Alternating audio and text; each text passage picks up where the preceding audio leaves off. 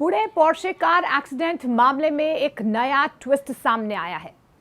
Driver के बयान के बाद इस पूरे मामले में खलबली मच गई है। इस बीच दादा जो हैं उनकी तरफ से भी एक बड़ा बयान सामने आया। अब इस पूरे मामले में जो नए ट्विस्ट आ रहे हैं उसे जानने के लिए आपको ये वीडियो अंत तक देखना होगा और क्या कुछ इस पूरे मामले में अपडेट हो रहा है, क्योंकि लगातार इस मामले को लेकर सवाल खड़े हो रहे हैं जब से उस नाबालिग को जमानत दी गई थी।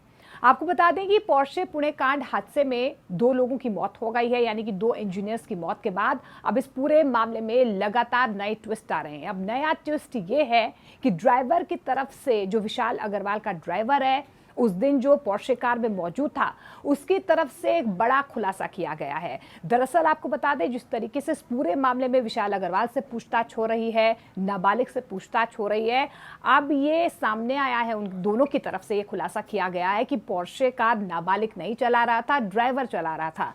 लेकिन इसके बाद अब ड्राइवर के खुलासे के बाद इस पूरे मामले में एक नया ट्विस्ट आ गया है। ड्राइवर की तरफ से ये कहा गया है कि मैं गाड़ी चला रहा था, लेकिन बार बार नाबालिग की तरफ से मनमानी की गई कि वो पोर्शे कार चलाना चाहता है। विशाल अग्रवाल ने, यानी कि जो नाबालिग के पिता हैं, उन्होंने मुझे फ़ोन किया, उन्होंने कहा कि आप नाबालिग को कार चलाने दीजिए। और उसके बाद जब एक्सीडेंट हुआ, उससे थोड़ी देर पहले नाबालिग ने ये गाड़ी चलाई थी।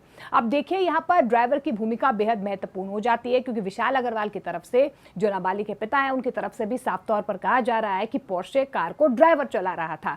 और इस बीच नाबालिग की तरफ से उसके जो दोस्त भी मौजूद थे, वो भी बार बार अब यही कह रहे हैं कि ड्राइवर गाड़ी चला रहा था। लेकिन ड्राइवर की तरफ से ये बड़ा खुलासा किया गया है कि मैं गाड़ी नहीं चला रहा था, मैं गाड़ी तब तक चला रहा था जब तक एक्सीडेंट नहीं हुआ है। बार बार विशाल अग्रवाल की तरफ से मुझे फोन किया गया और ये कहा गया कि उस नाबालिग को गाड़ी चलाने दी जाए।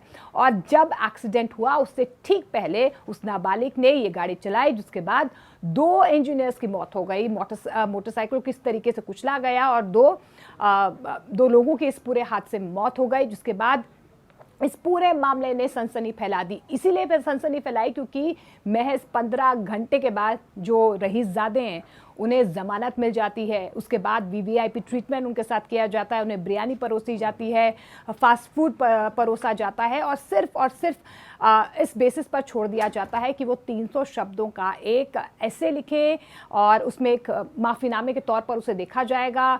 इसके अलावा पुलिस स्टेशन में वो कुछ दिनों तक काम करे और उसके बाद वो रियलाइज़ करे कि उनकी तरफ से क्या मिस्टेक की गई है। लेकिन जब ये पूरा मामला इसने तूल पकड़ा, उसके बाद से कई सवाल यहाँ पर पुलिस के काम पर, उनकी कार्रवाई को लेकर जो है वो सामने आ रहे थे। कई सवाल खड़े हो रहे थे कि कितनी बड़ी लापरवाही जो है इस पूरे मामले में की गई है, जिसके बाद एक बार फिर से इस पूरे मामले को जुवेनाइल बोर्ड की तरफ से जो है कोर्ट के समक्ष रखा गया। कोर्ट की तरफ से, जुवेनाइल बोर्ड की तरफ से अब इस पूरे मामले में नाबालिग को सुधार गृह में भेज दिया गया है। लेकिन विशाल अग्रवाल से भी लगातार पूछताछ हो रही है, उन्हें भी हिरासत में ले लिया गया है, उनकी भी मुश्किलें यहाँ पर बढ़ती हुई नजर आ रही है। इस बीच देखिए जांच का दायरा किस तरीके से आगे बढ़ रहा है। अब आपको बता दें कि नाबालिग के दादा से भी पूछताछ की गई है कि विशाल अग्रवाल जो है इस पूरे एक्सीडेंट के बाद से गायब बताए जा रहे हैं, उनका फ़ोन नहीं मिल रहा है।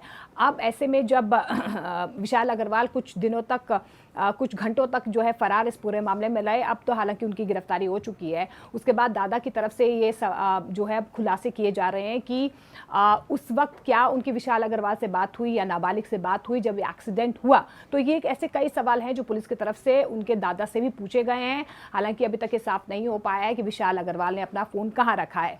वहीं आपको बता दें, इस पूरे मामले में लगातार एक्शन हो रहे हैं। जो पब मालिक हैं उनकी मुश्किलें बढ़ती हुई नजर आ रही हैं। पब्स जो है उन्हें बंद कर दिया गया है, क्योंकि आपको पता ही है कि 48,000 की शराब पीने के बाद इस नाबालिग ने ये गाड़ी चलाई, जिसके बाद इस पूरे एक्सीडेंट को अंजाम दिया है। लेकिन अब ड्राइवर की तरफ से बड़ा खुलासा किया गया है कि वो गाड़ी नहीं चला रहा था एक्सीडेंट के वक्त, लेकिन नाबालिग की तरफ से, विशाल अग्रवाल की तरफ से, उसके दोस्तों की तरफ से अभी पूरा मामला जो है वो ड्राइवर पर डाला जा रहा है कि ड्राइवर उस वक्त ये गाड़ी चला रहा था। अब ड्राइवर की भूमिका इस पूरे मामले में कितनी महत्वपूर्ण हो जाती है, उसके बयान कितना महत्वपूर्ण हो जाता है, ये आने वाला वक्त बताएगा। लेकिन इस पूरे मामले को लेकर लगातार जो है कई सवाल पुलिस की कार्रवाई पर हो रहे हैं।